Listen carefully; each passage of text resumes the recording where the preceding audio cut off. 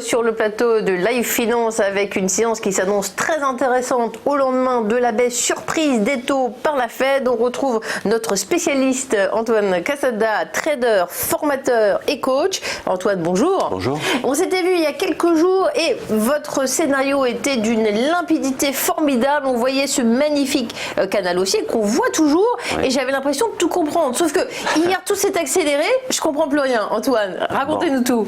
Eh bien, écoutez, le scénario, il a évolué, mais dans le sens de ce que la figure graphique ici pouvait nous donner. Donc, ce fameux canal, en fait, c'est plutôt un biseau, c'est-à-dire c'est un canal qui n'est pas parallèle, hein, et donc c'est un biseau d'essoufflement avec donc un rétrécissement de ce canal et la fameuse cassure qui s'est produite déjà la semaine dernière et sur une figure en double sommet dont je vous avais déjà parlé. Et j'avais dit, en fait, c'est vendredi quand on s'est vu, on avait déjà atteint l'objectif de ce double sommet et surtout, là maintenant, je suis en train de travailler avec des retracements de Fibonacci, c'est ce que je vous avais dit vendredi également, et le seuil à maintenir, coûte que coûte, j'allais dire, c'est les fameux 5150 points qui représentent ici 61,8% de tout le retracement, enfin de retracement par rapport à toute la phase haussière qui a commencé en janvier 2019. Donc aujourd'hui, je pense qu'on rebondit effectivement suite à la réaction de la Fed qui hier a surpris un petit peu les marchés. Alors bon, moi le constat que je fais, c'est qu'on est dans une course contre la montre, hein. C'est-à-dire que le phénomène du coronavirus, dont on parle énormément, on n'en mesurera l'ampleur qu'en fonction de sa durée. Donc en fait, on ne maîtrise pas la durée. Et plus le phénomène durera et plus les dégâts seront conséquents pour l'économie mondiale.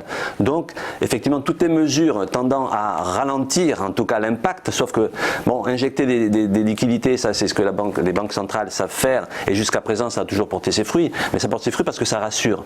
Ceci dit, tant qu'on n'aura pas une deadline pour régler le problème de l'épidémie, c'est peut-être verser de l'eau dans un tonneau percé. C'est un petit peu comme ça que je vois moi la situation actuelle. Alors évidemment, le tonneau se vide, mais il faut le remplir au fur et à mesure, en sachant qu'on n'arrivera pas à le remplir complètement. Donc ils ont voulu donner un signal de confiance. Hein. Tout à fait. Alors, qui est à double tranchant, bien entendu, parce qu'on peut toujours l'interpréter comme une inquiétude, mais qui peut douter que le monde ne soit pas inquiet aujourd'hui? On le sait, tout le monde l'est, c'est une évidence. Hein. Encore une fois, je pense que c'est davantage que par la gravité de l'épidémie, davantage par la durée dont on ne connaît pas l'issue, enfin, les limites, que l'aspect humain qui malheureusement est là. Enfin bon, là j'improvise un petit peu. Mais alors les supports. Alors juste avant ça, j'allais vous dire juste une chose, c'est que regardez, dans le monde, il y a un enfant qui meurt toutes les 2 minutes du paludisme. Alors que le paludisme, on a le traitement. Vous voyez, donc il y a moins d'urgence à régler ce phénomène-là. On est habitué, si j'ose dire, à en parler. C'est ça, et là, évidemment, ça touche à l'économie mondiale, et donc l'urgence, elle est de régler le phénomène coûte que coûte pour éviter un cataclysme. Donc c'est le rôle des banques centrales.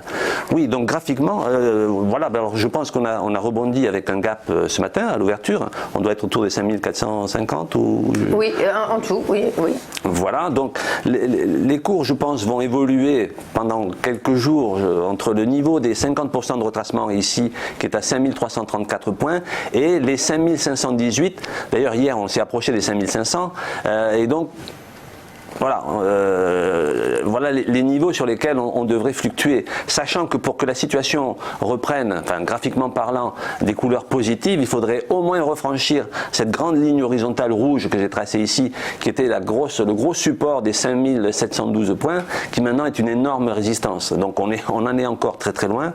Bon, chacun fait ce qu'il peut, en tout cas les banques centrales vont faire ce qu'elles peuvent pour rassurer les marchés, puisque tout est affaire de confiance, et nous verrons bien ce que ça va donner dans les jours qui viennent. On est légèrement en deçà des 5400 points et je le précise, on parle de maladies très graves, bien sûr ce sont des drames et on parle simplement des interprétations économiques, financières, je le précisais pour les téléspectateurs parce qu'on est allé un petit peu vite. Merci Antoine Casada pour cette synthèse très claire, vous êtes trader, formateur et coach, c'était Antoine Casada notre invité, bonne journée à tous, merci.